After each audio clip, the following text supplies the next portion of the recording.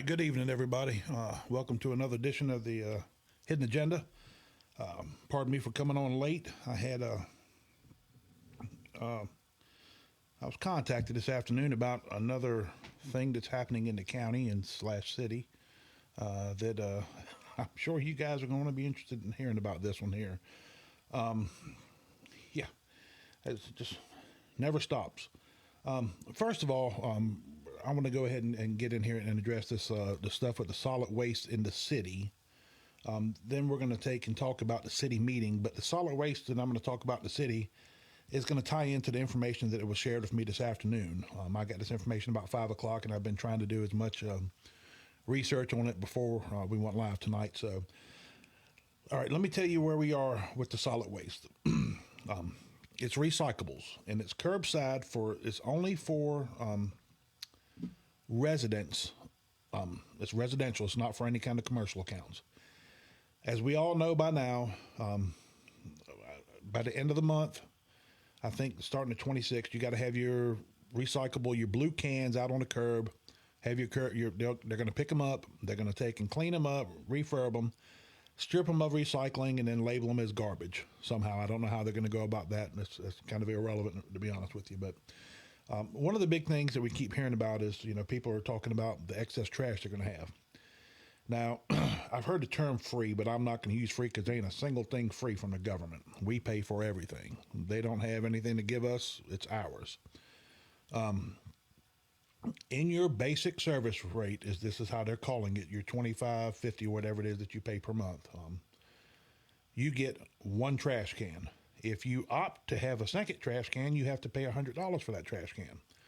So the blue cans as it was explained to me, it's not fair to leave the blue cans in place and not charge the $100. Number one is the can's not labeled as such. Number two is it's not going to be fair to people who are already paid the $100 to get a second can. So, bottom line is that's where it is with the recycling thing. Is the cans will be picked up, the cans will be repurposed at some point, and that's it. And if you want a second can, you got to pay $100. That's it. There's nothing else to say about it. That's what it is.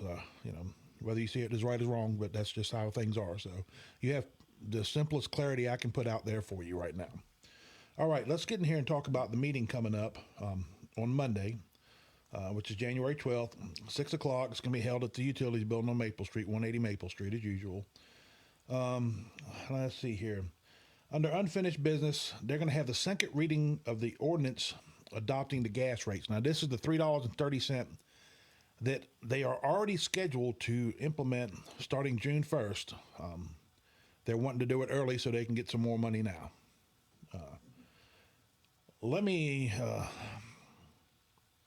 I want to say something about that. They're talking about they're going to be short. I think it was like $343,000. I've got it written down somewhere, but they're going to be short $300,000.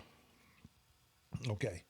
Well, the point of this whole thing was that they were going to take and get this money, doing it in two stages. They've already done the first stage, where they actually took and you no longer get any gas included with your basic rate, where they were giving you some gas initially.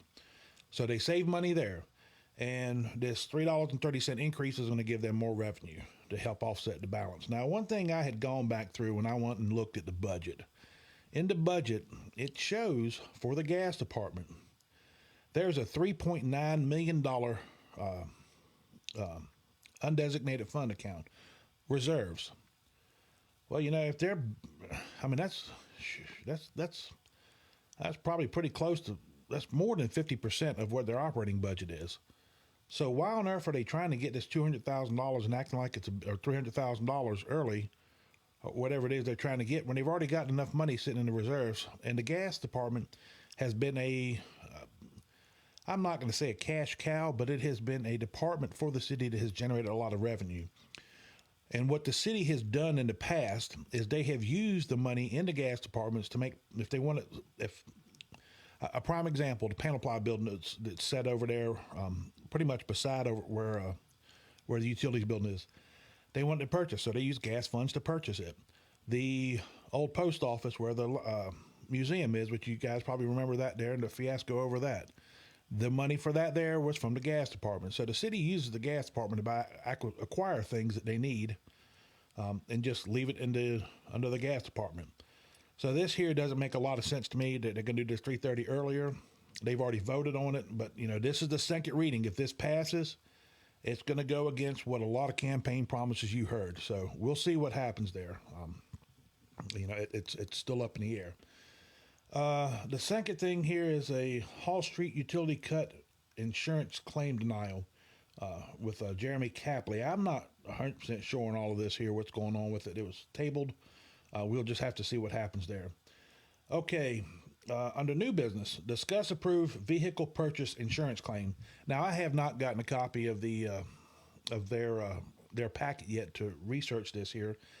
I'm going to assume if we're talking about insurance claim, I can remember last year during the budget cycle they approved some money for police cars, and there was a big fiasco about that whole thing, and that's where the voodoo math term came out because it didn't make sense. They had already budgeted money in there. Then they came in and they wanted more money budgeted back in to buy more cars. And yet they had money coming back from the insurance company for 2 cars that they wrecked. And all they were buying was just the 2 cars. So there was, I don't know, I'm going to say probably close to $200,000 extra money that was sit there, that was budgeted for, that was never used or to purchase cars based on what was told in the meetings. So I don't know what this one is about. We'll have to see what happens in this one, so we know what's going on. Approved delinquent account write-offs for the 2025 quarter 4. So that's just typical fare. Review training and safety report. I'm not sure what this here is either. Review an outage report. I don't know what that one's about. Review LexNet take rate figures. Okay, let me explain to you what the take rate is. When a customer joins on to LexNet, that is a customer taking a service, and they call it a take rate. They're looking at how the percentages of that there. And that percentages was what they were looking at when they were initially discussing all of this here is they needed to be at a certain percentage of take rate to, based on the number of customers available, to break even. So this here is where we can start seeing if LexNet is actually going to start generating revenue at this point here, which is kind of early in the game. And they actually just took out a $4 million bond earlier last year. So, they still have some debt and stuff they have to pay off. It's not going to be where it's going to start generating a bunch of revenue right off the get-go. I think that some aldermen think that may happen, but it's not going to be. Anyway, let's see here. Discuss approve implementing construction policies related to fiber installation. This is part of next LexNet. So I don't know what's going on with that there. What has dug it has spurred that conversation. We'll have to see. Discuss approve purchase of Digger Derrick truck. That's another thing. I'm assuming this probably be with LexNet. And then Silicon Ranch solar farm update, which if you paid attention to the last county meeting, they approved the silicone rate to go into to work with them. No, I'm sorry. That was Ian's company. This is a different. This is the silicone, the solar farm that's going up there. It's kind of on the northeast corner of the North Industrial Park. So I'm assuming, and I think construction's already started up that way, but. So, yeah, that's pretty much what the update's going to be. Anyway, a lot of the city information we don't have right now, but, we're going to do another podcast on Tuesday, which will be a follow-up from the meeting on Monday night. So we'll give you a recap on that there. And then I've got some information I'm going to be putting out to you guys, too, as well on next Tuesday. All righty. Now, there's something else, too, that's happened earlier this week, and I've been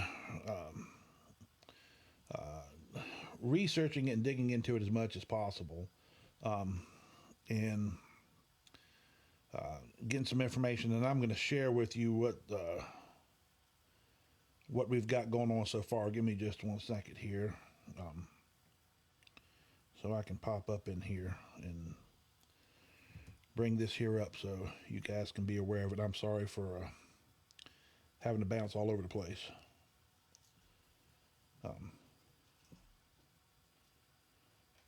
Alrighty. All right. Earlier this week,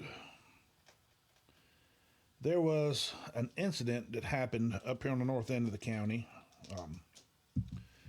that kind of got some I don't know how that brought up some concerns, and we've also seen something similar to this here with a few years ago. So let me just kind of update you on what's happened here. Apparently a drunk driver crashed their vehicle on private property. Okay, well, they got out of the crashed vehicle and stole a vehicle from that property, from the owner of that property, and drove home. I mean, that's the gist of what happened. Well, here's where the problem was. The sheriff's department, and when it got in there, there was the deputy involved in all of this here. I'm just going to say it the simplest way I can say it. Pretty much told the victim, the one who had their vehicle stolen, the one who had their property damaged from a vehicle crashing on it, that the burden of proof, they needed to prove that the vehicle was stolen by this person. Now, I don't quite understand that there. I mean, it's not a victim's job to investigate a crime. That belongs to law enforcement, and the jurisdiction there falls under the county sheriff's department. Furthermore, they did not arrest the individual at the time this incident. Once they found the vehicle was up there, the owner was able to go up there and retrieve the vehicle, but no arrest was made. So, to put this short, somebody drives a truck. I'm going to say a truck. Somebody drives a truck, crashes on your property, jumps in your truck, and drives home. And guess what? It's your responsibility to dig into this here, to do the research on it, and to investigate and file a complaint with the DA's department and the district attorney, and show proof that your vehicle was stolen. I mean, and now let's make this let's go a little bit more.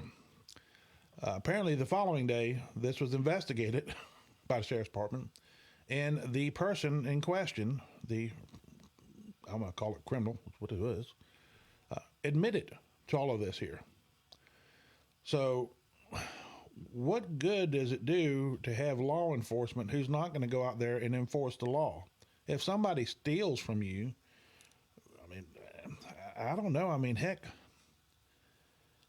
I know I've heard the term grand theft auto before. I don't know if Tennessee has that there, but that's a felony charge. That's some serious time. That's a major charge. I mean, it's absolutely crazy that this actually has happened. And you know, I don't know how else to say it, but it should never fall on the victim to have to do the legwork, the investigation work, and to contact the district attorney. Never. If that's the case, why in the hell do we need law enforcement? I mean, that's just crazy. And I'm going to say this here. This isn't the first time I've actually seen this. A few years ago, and we made a post about it, a citizen in the city of Lexington was walking their dog on a city street. A dog come out of somebody's yard, attacked her dog. She reached down to grab her dog, and then the dog that was attacking bit her and drug her to the ground. Fortunately, a neighbor saw this happening and went over there and ran the dog away. Okay. And this woman here, no charges were ever brought forth by LPD even after they did the investigation. And they found it, they had pictures and everything. They left it for that victim to have to go back in and bring it forth with the district attorney to file charges. You know, if you investigate something and you see something, you see that there's a law has been broken, I would think that law enforcement would be responsible to bring that to the district attorney so the district attorney can prosecute it. Otherwise, how does the district attorney even know if this is the case, if it's left out for every single citizen to have to contact the district attorney? That's absolutely crazy. I mean, number one is it's the district attorney can't really have I mean, what kind of conversation can district attorney have with a citizen, a victim? You know, victim's going to be emotional, is going to probably see things. The investigative report will show a lot more detail and have more factual information than what one side of the story is going to be. You know, so that's not even right for the district attorney to put that kind of bearing on them. And then how many calls are they going to get in, you know, avoiding frivolous prosecutions? I mean, this is crazy. And this, I'm going to say this here, and this is going to probably upset some people, and I really don't care. Leadership. This is an issue with training. This is an issue with leadership. This is a very big issue with leadership. And I'm going to say it. I've said it before these podcasts. And, you know, the truth is the truth, whether you like it or not. Our sheriff is non-existent. He just does not go to work anymore. You know, and I'm hearing this out of the sheriff's department. This isn't coming from citizens. This is coming from inside the department. He doesn't show up. You know, I'm going to also say this here. The chief who's supposed to be running it, we've actually seen, I know all you guys know Blake Mitchell, who's sat up here with me. They break civil rights. I mean, I don't even know if they know the law. I really don't. They violated his civil rights and escorted him out of a government building because they didn't like what he had to say. And that's his First Amendment rights. And this was done by, if I remember correctly, hold on a second here. I'm going to find it right now.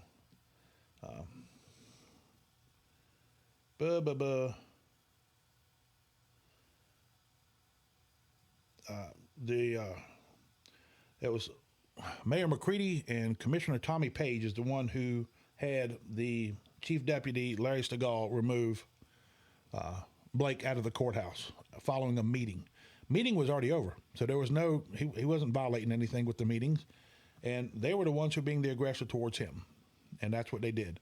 And this isn't the first time that we've seen the sheriff's department actually escort somebody out of a meeting illegally. We had it on video when it happened to Nick Mock being escorted out of a school board meeting, which was illegal. You know, so, I mean, again, I'm going to start questioning their competency in knowing the law and enforcing the law. You know, is this favoritisms, or is there somebody, I don't know, this guy who stole this truck and wrecked the other truck?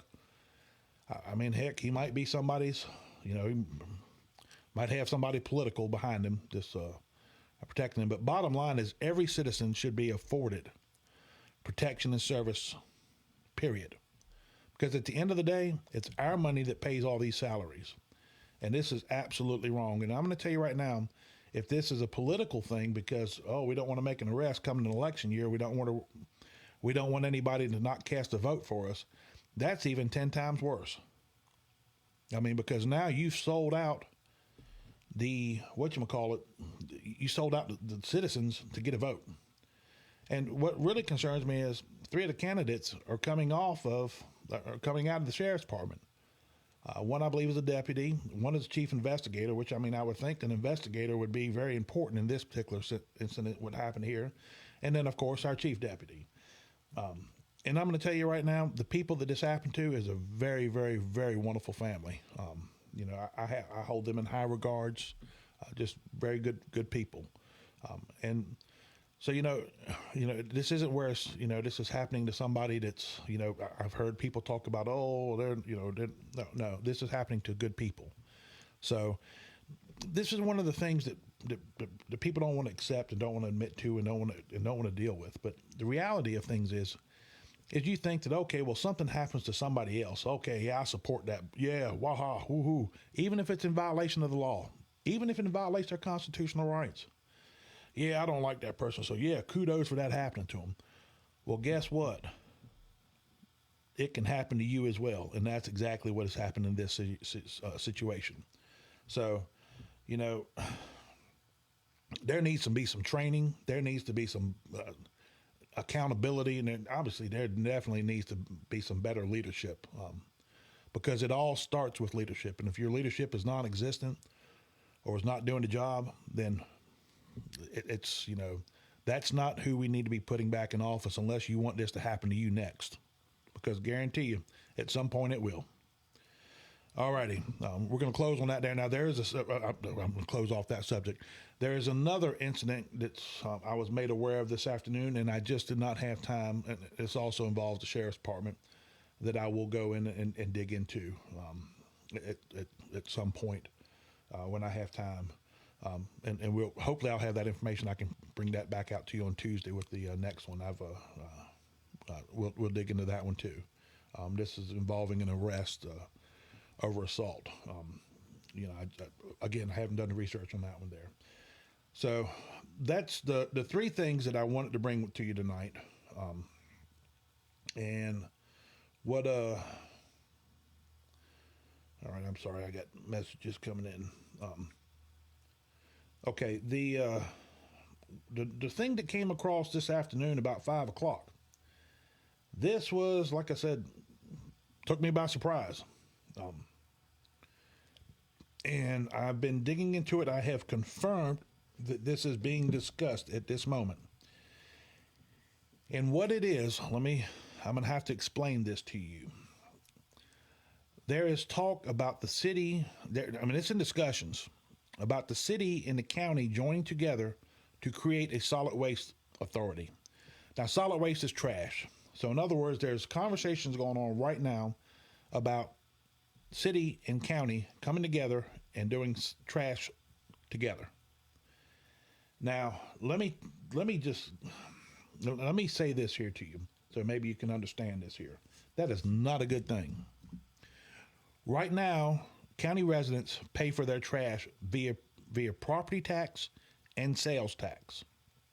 Now, there is some revenue generated from the cardboard, from recycling of cardboard.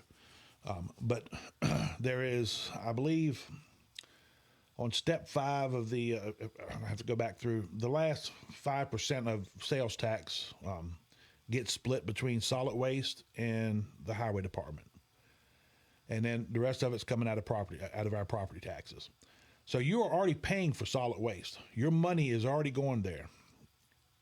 What happens with this when they create an authority is that board, that new solid waste authority, now has authority. Your county commission and your city board no longer has the authority over what happens with solid waste. It is all done by that authority. They have total control. They can set the rates however they want to set the rates. They can do whatever they want to do. Let me tell you the dangers for the county citizens in this here. Most of you guys, for city residents, you already know this here. When you get your bill from Lexington Utilities, and this is what one of the people that I've talked with who was aware of what's going on with this here, told me this would be billed through the utility bills. Let me explain to you what happens in the city. If you don't want trash, tough. You're going to pay for it anyway. Because it is tied to your water bill. And if you can't afford it, tough. You better figure out a way to get you some money to afford it, because if not, they're going to cut off your water.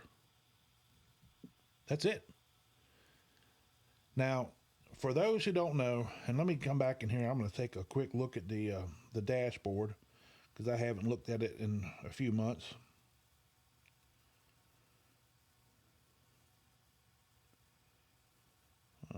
Give me just 1 second here. I'm digging it up. Boom, boom, boom, boom, boom, boom, boom. What I'm going to look up is I'm going to see what our current rate of is. Here we go. Transparent Tennessee. Let's see where we are. Okay. Well, we're in the traditional. All right. 16.8%. I'm just going to say 17%. So we've got roughly 28,000 people.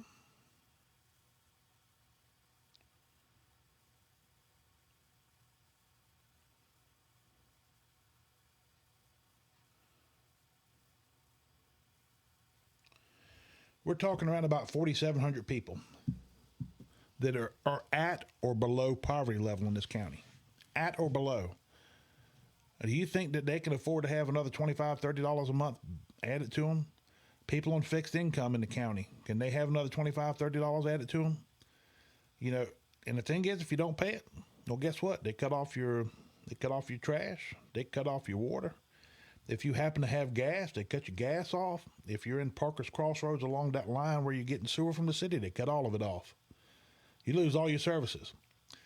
Having an authority come in here and take over to run solid waste is a very, very, very bad idea. Now, I'm going to say this here. I have a hunch on what's happening with this and the reason it's being pushed. But I don't know it for a fact, and I'm not going to share that with you right now. But what I have learned, and all of the time I've been doing this in Henderson County, is there's always an underlying factor. There's somebody somewhere has something to gain. And I doubt this is any different. This is not about the citizens. This isn't about taking care of you. Because those right now who opt to have a trash service, if they want to have pickup of their trash, they already have that. They can pick up and call a private company. I know Shannon Manus is one of those that they can pick up, and Shannon will come out to your house and he'll pick up your trash once a week for a monthly fee. You have that option if you want it. If you're being forced to do something, if the government is forcing you to do something, and then the government that you're actually electing, that you vote for, has no oversight and no control over it because they've passed that authority along, that's not a good thing, because now you don't have any recourse. You're stuck. You got to pay it. And, you know, we just can't keep burdening people because somebody is trying somewhere to figure out a way to get themselves ahead at the cost and expense of taxpayers and citizens. It's just not right. So at this point, that's kind of everything I want to get. I will keep you guys abreast as I find out more about the solid waste issue and what's going on. Right now, I know we've got some comments. I'm going to pop up in here and get these comments answered. Let me get up in here to the video. Uh-oh.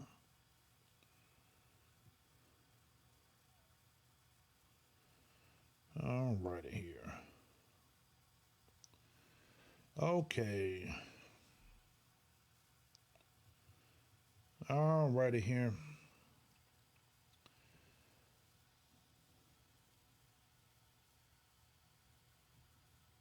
All right. Yeah. All right. I'm going to come down here. I've got this here. Boom, boom, boom, boom. Yes, Blake. Blake Mitchell commenting here. Y'all all know Blake. The city used the utility enterprise fund departments to fund the other non-enterprise departments. How many people are paid out of the gas department and don't provide any services value to that department? At least two. Now, what Blake is talking about here is, again, you remember how I was telling you about the gas department? The city uses the gas department as kind of like I don't want to say slush fund, but, you know, it's kind of what they're doing. They're using it to fund other things. You know, so in other words, what he's saying is we're paying, the gas department is paying salaries for people who don't work in the gas department. And that's a serious problem. And that is a very serious problem, especially when you go back in and you look with this new Tennessee Department of Utility regulations saying that we have an issue with our other employee benefits. Well, this adds to that to that negative number.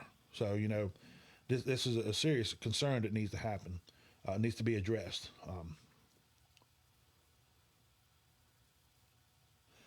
Again, Blake here, that's one of the main purposes of the government: laws, environment, enforcement, courts, to enforce and protect private property rights.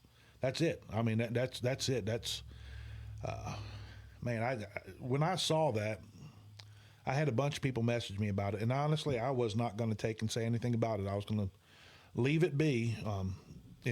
And the only reason I was going to leave it be is out of respect to the family, because I think the world of them. I think they're really, really good people. But I actually talked to one of them this morning, and they were okay with me sharing this. So, you know, this is it's a bad thing. But all right, moving along here. Candy, so we don't want to put anyone into the sheriff's position who is currently working in the sheriff's department. I'm going to say, Candy, I have to agree with that. Because if you expect putting the same people in the same positions in the same place doing the same thing, nothing's going to change. If it was going to change, it would have already changed. You know, they wouldn't do it. They wouldn't wait till election time to change. They're not going to change. They are who they are and what they do. That's just it. I mean, that's just the truth of the matter. You know, when we've seen this play out quite a few times when people get elected, that they don't change who they are.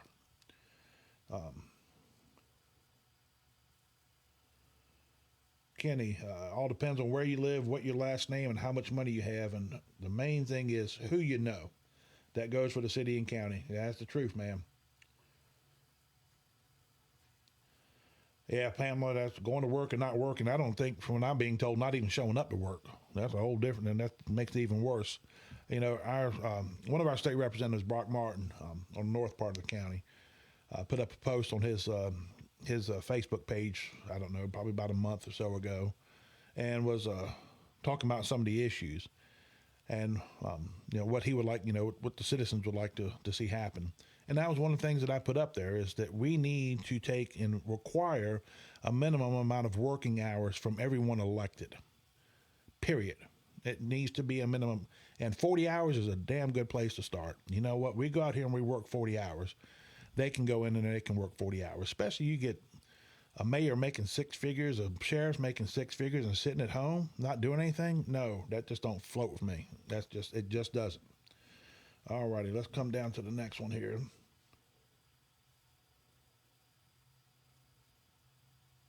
Wow.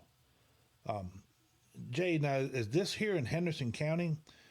His comment is, I know of another citizen who was escorted out and thrown to the ground trying to exercise his civil rights by individuals at the sheriff's department. I'd like to know more about that, if you don't mind.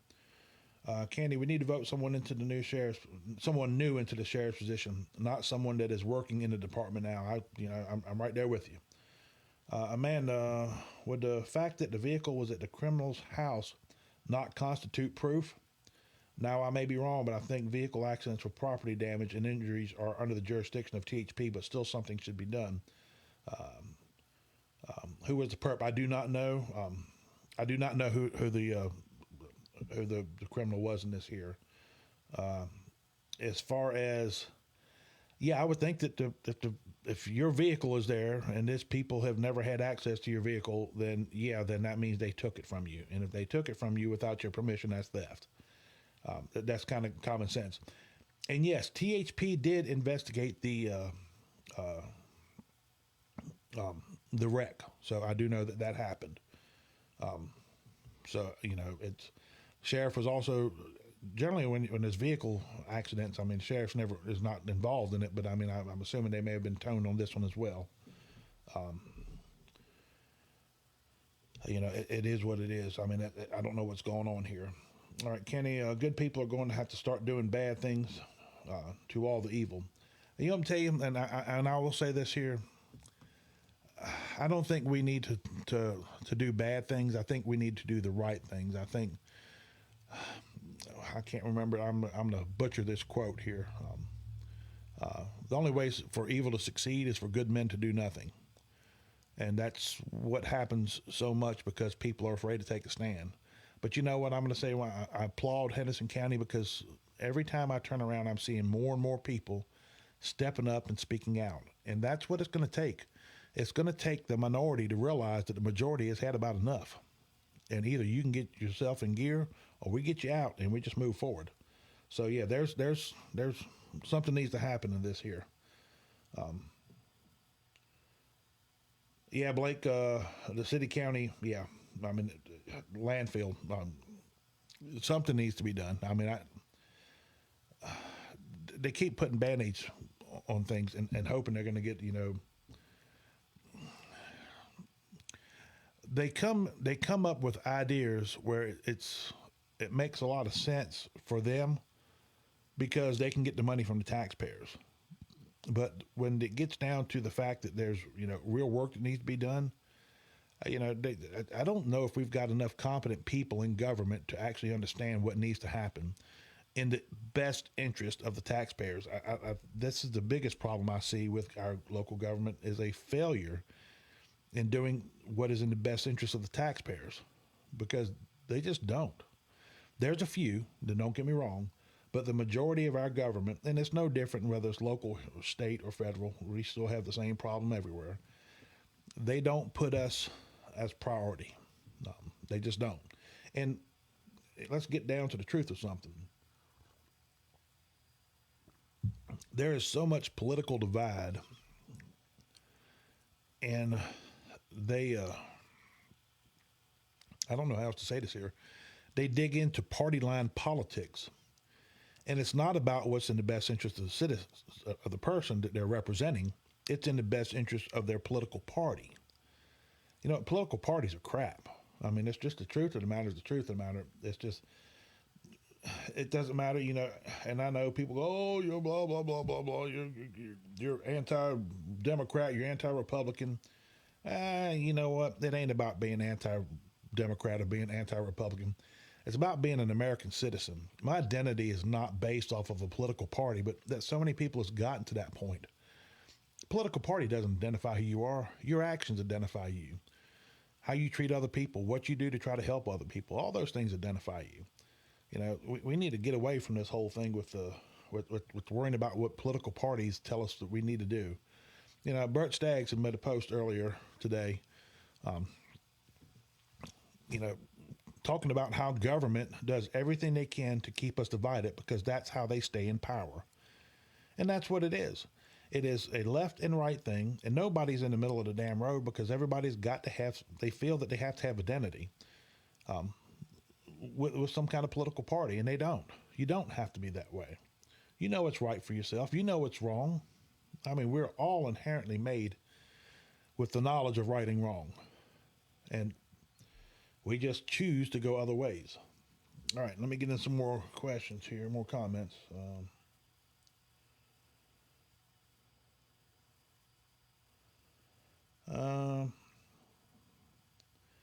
Yeah, the $100 for the extra can. The reason I was told that was because,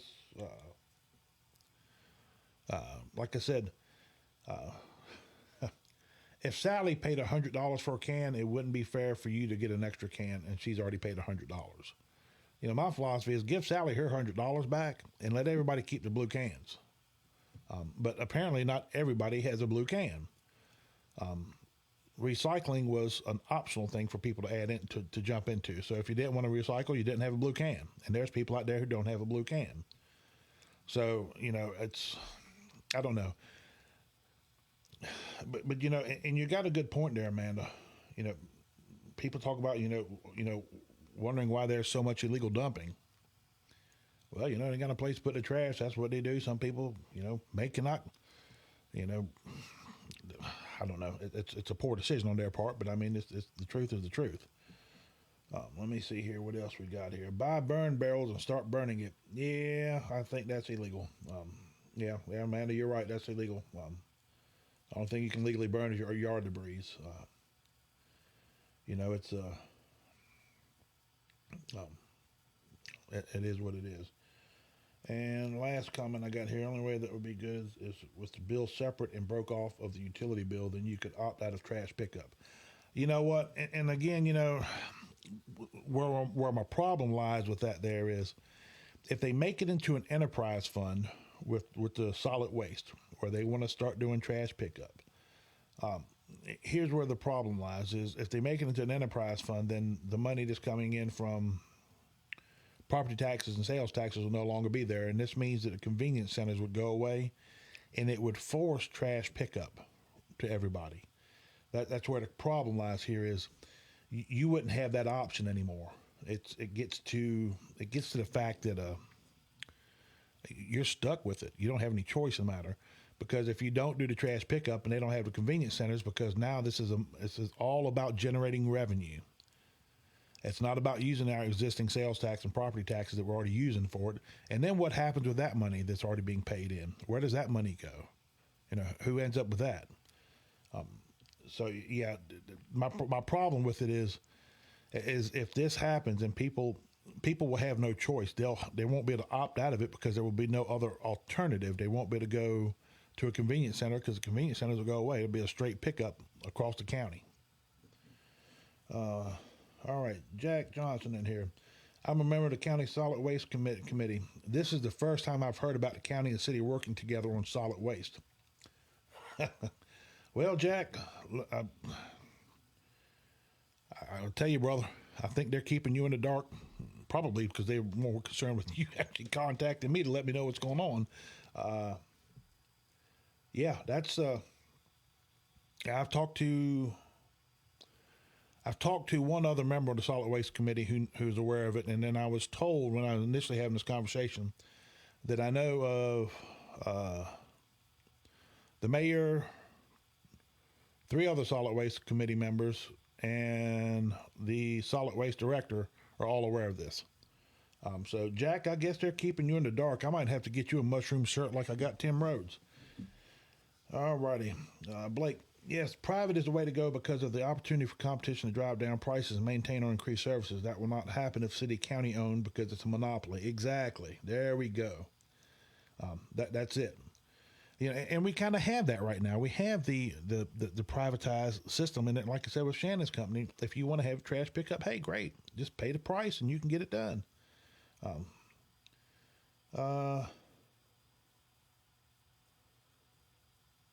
Okay, CJ, you have to prove who the driver was. You can't just arrest based on the location of the vehicle. Well, the thing is, and I'm assuming if they would have, from what I was told was they talked with the driver the following day, and the driver admitted to everything. So if the driver would have admitted to it the next day, I mean, if you would have asked him that night, I don't know how everything went down. I don't really know. I'm just going by limited information I have. But if the driver admitted to it, I mean, and if this was, heck, here's where my concern is with that there. You got a guy who was drunk driving, who is wrecked, and then stole another vehicle. And you leave him out there in the public? You don't arrest him? I mean, at some point in time frame here, you ask the question of the guy, hey, dude, did you take this truck? Well, yeah, okay. Well, come on, let me put you in these cuffs here. I'm going to take you to a nice warm bed. And, well, a mat on the floor. But anyway, I mean, leaving somebody out there who's already, I know, broke at least 2 laws here in the public to reoffend is not a smart thing as far as protecting the welfare of the citizens. I mean, and that's what I always kind of thought law enforcement was serve and protect. So, yeah, I don't know. That doesn't make a whole lot of sense there. All right.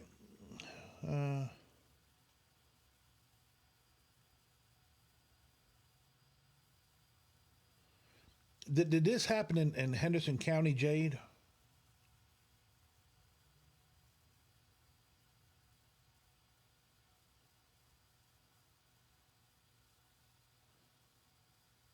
Yeah, if you would just send me a message on that there, and let me do some research on that one there. Yeah, and if he wants to contact me directly, he's more than welcome to. All right. All right, Susie, what happened to the courthouse not staying open to accommodate the working people? Okay, I want to get in here and provide you some information because I'm going to tell you right now, I've talked to some of the candidates coming up in the county election, all right? And this is a concern of a couple because people don't quite understand on how government is established and working within the county. And I think this is something that we need to start hammering out there. Okay, you elect a mayor. Well, guess what? Your mayor don't have a whole lot of authority. He just doesn't. He can make recommendations, suggestions, but he is to represent the county at levels like the state and federal where he can assist in getting services to the county and getting things for the citizens here. The county mayor has no oversight whatsoever of the sheriff's department because the sheriff is elected to do that. The county mayor has no oversight of the highway department. So if you want to ask the county mayor about roads, well, guess what? He can't do anything about it because that falls under the highway superintendent's job. And he doesn't have to listen to the mayor. Now, courthouse. This falls under the county clerk. If there's a now, as far as the courthouse, now I'm going to say, if you're talking about license plates and license, talk to the county clerk about that there. If you need to go to the trustee's office, you need to talk to the trustee because he's in charge of that office. He's elected over that. County mayor has no oversight in that. Now, as far as the building itself, the county mayor does have control over the building being unlocked. But as far as the offices being opened, doesn't have any oversight, none whatsoever. Those are elected positions, and they actually control their departments. Now, the only thing that the county mayor can advocate for the citizens, but they don't have that authority. Because I've actually, like I said, I've been talking with some people about this here, and it's one of the concerns that's come across is people don't understand how this thing works. A county mayor just doesn't have that much authority. And, and let's go a little bit further. I'll give you a good example. The county mayor, and right now, is the chairman of the commission and has a vote in a tiebreak only. Okay. The county mayor is not required by law to be the chairman of the commission. The commission can choose to elect one of their own to chair it. And you know what happens then? The county mayor kind of gets set to the side. And he does have veto votes at that point in time frame, but then all he does is just delay the inevitable in an effort to try to take and talk people down, the commissioners down. So the county mayor just doesn't have a lot of authority, contrary to what a lot of people believe. They just don't. They can't control if you're upset with the hours of the license plate office, by all means, call the county clerk. That's the person you need to speak to. If you're not happy with the roads in Henderson County, you need to be calling the highway superintendent. If you don't like the way let me see here if I can get, what else in here do we got that's elected? The sheriff. If there's something going on with the sheriff's department, that falls under the sheriff's responsibility. That's who you would contact. The mayor doesn't have any authority over anything other than the courthouse itself, just the grounds. It just don't. Now there's committees along the way. Now, and I will say this here: our mayor has exercised a right that he doesn't have authority over quite a few times in this county, and that may mislead people to think that he does have authority when he doesn't.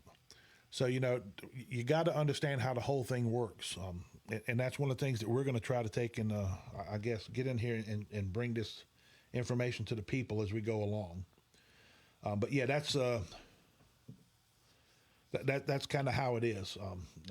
I wish I had something different to tell you there, Susie, but if there's a particular department in the courthouse, you need to call that person who's overseeing it, who was elected to do that. That's their responsibility. But yeah, I have definitely heard this as being an issue in the past.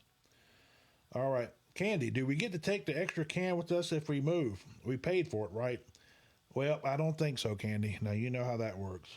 It's, it's kind of like being as a rental, if we want to call it that there. I will say this here. I asked a question and I have not gotten an answer. And I didn't specifically push for an answer, but I did ask the question is, well, if Sally doesn't want the second can anymore, can she bring it back and get her $100 back? And I was told that that's a question for the public works director who is actually in charge of solid waste. So I don't know. I mean, if you decide to give your extra can up, I don't know if you get your $100 back or not. I don't know if it's a deposit type money that's refundable. I have no clue. Which I'd be willing to bet money if anybody asks. He'd probably say, "No, you ain't get your money back." So But then again, I'm kind of like you, and apparently these trash cans are actually, they have serial numbers on them, so they're attached to each person. So don't go stealing somebody else's trash can if you need a second one. All right, let me see here. I'm gonna get back in here.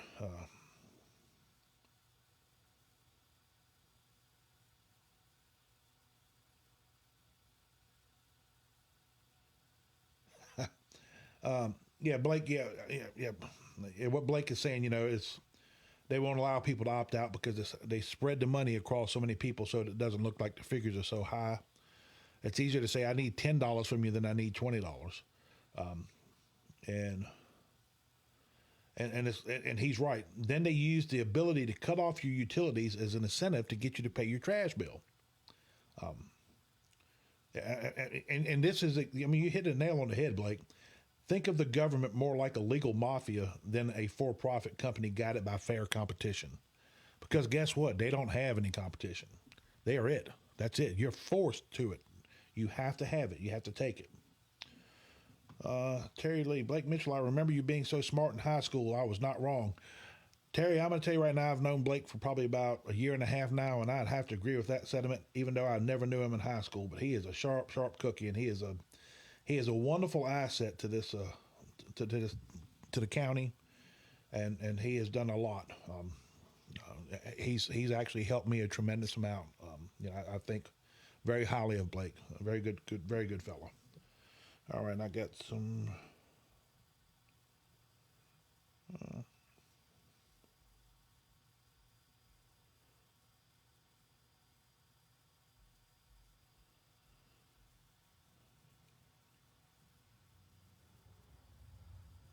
Okay. All right, let me pop back up in here, see if we got anything else going on. Any more comments to jump into here? I think we've got about covered.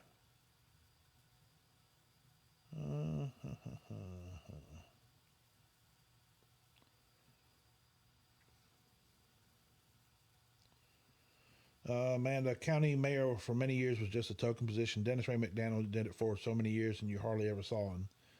He farmed and did his own thing. Maybe took a couple of photos, but until like the last few years, the county mayor was not that involved. I believe someone in the city pitched the reduction in the recycle program like this. We can cut costs on trucks running the same route while simultaneously. All right, this is from Blake. I believe someone in the city pitched the reduction in the recycle program like this. We can cut costs on trucks running the same route while simultaneously taking the existing recycle cans and then selling them to a third party. That was what was originally proposed, if I'm not mistaken, or repurpose them to garbage cans to sell back to the city citizens without purchasing any additional cans, which I believe they haven't done for a long time because I've been on the list for a new lid for at least a year at this point and haven't heard back from them despite calling multiple times. Okay, Blake, now I'm glad you brought this here up. Yeah, from what I was told that they're not selling out to a third party. I'd heard that as well. As far as your can needing repair and you're needing a lid, let me tell you right now, this is something too that was brought up in the December 22nd meeting, is that the county, I think the city's budgeted like $10,000 a year to buy cans, and they have new cans, and that's what it's supposed to be. Is when you have a problem with one of your cans, it's supposed to get swapped out. But you're not the only person that has actually told me that they have a problem with their can, and they have contacted them numerous times, and they have not had any kind of resolution. So yeah, this is an issue, and I'm going to tell you the best thing to do here is right now, especially since this is a hot topic, is to bring it in front of an alderman. I'm going to tell you right now, call Tim Rhodes, call Donna Ross. One of the two of them, they'll go on up there for you. They don't care. They'll do the right thing for you. Call them and tell them, hey, you know what? I've had a problem with this trash can. I know they've got excess trash cans, and I need a trash can. I've got an issue. My wheel's falling off. My lid's broken. I got a big gap out of it where the trash truck hit it. I mean, call them. I think if you contacted them and tell them, look, we need to get this fixed. And because at the end of the day, that $10,000 in cans that they bought, you paid for that with your rates. By paying your rates, you paid for it. So by all means, go after it. Yeah, Jack, you're right. Cans are assigned to an address.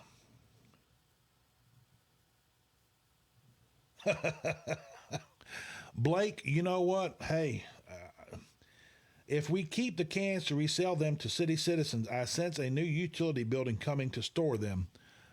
Yeah, I can see tomorrow, because we're supposed to be calling for some bad weather. Potential we got some bad weather coming here tomorrow. I could see if tomorrow, if they had picked up all those blue cans and set them out there in front of solid waste, and all of a sudden these things are up in the air, tornadoes slinging them all over the county.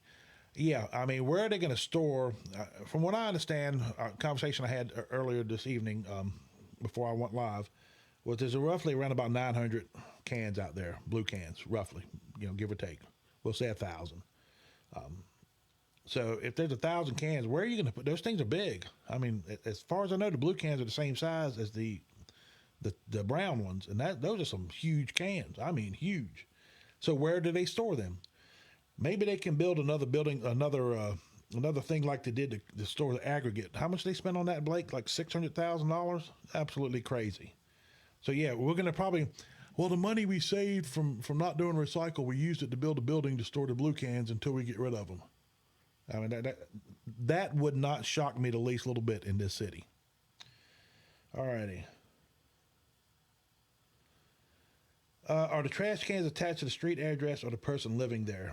As Jack stated, Kenny, they're actually attached to the address itself. So I think when you leave the cans behind, so it stays with that address. That makes a lot of sense there. That's how they would do it. All righty, let's see here. See if I got anybody else. We've been on about an hour, and that's plenty long enough. I know you guys get tired of listening to me ramble on. All righty.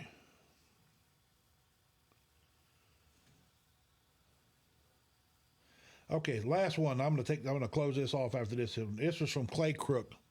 Hey there, Clay. What will happen to the 300K savings from ending recycling?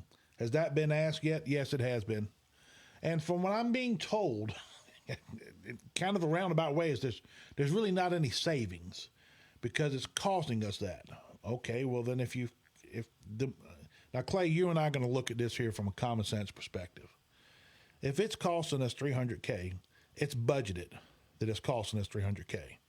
So when you take and stop doing that service, well, now you've got this 300K excess. Where's that money going? Because that's budgeted money. You got to have budgeted money even to pay for the service. Even if it's the loss, you now just recouped in $300,000 in your budget. So what is that going to be used for? I mean, that's a very, very good question. And you know what? Nobody's giving me an answer. I kind of get the tiptoe thing of, well, it's not really savings because, we're not spending the money. Oh, you budget it. Okay. Well, you don't have to budget that $300,000 anymore. Well, that's savings. So where does that money go? Where's it going to be reassigned to? Or is this money should technically be used, what they're saving from having, what they're not having to pay for anymore should actually reduce our rates. That's the whole point of utilities, is when they can do a reduction for the citizens, for the customers, that's what they should do. That's how government's supposed to operate. And they just fail to do that. I mean, that's just the truth of the matter. Oh, boom, boom, boom. Let me see here. I think that's going to be...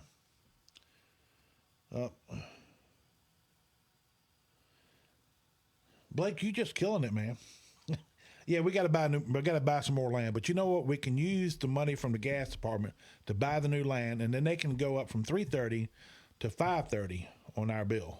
So we can actually have that money out of the gas department to go buy the land. Yeah, and then they can build that new building. That's where the money's going, Clay. They're probably going to use the savings there to build a new building to house those blue cans. So, it's this is crazy. I mean, it's just absolutely crazy. But sometimes you just got to laugh because it's just so ignorant. Anyway, this is what's going on. I'm getting you guys updated as much as I can. I'm getting ready to close this here out. I'm exhausted. I've had we've had a lot going on in our lives, and that's one of the reasons I've kind of been a little bit quiet lately. And anyway, I'm back into it right this moment. And like I said, Monday I'll get in that meeting. We'll get that live stream to you guys, and then we'll take and do a recap on Tuesday. And like I said, I've got some information I want to share with you.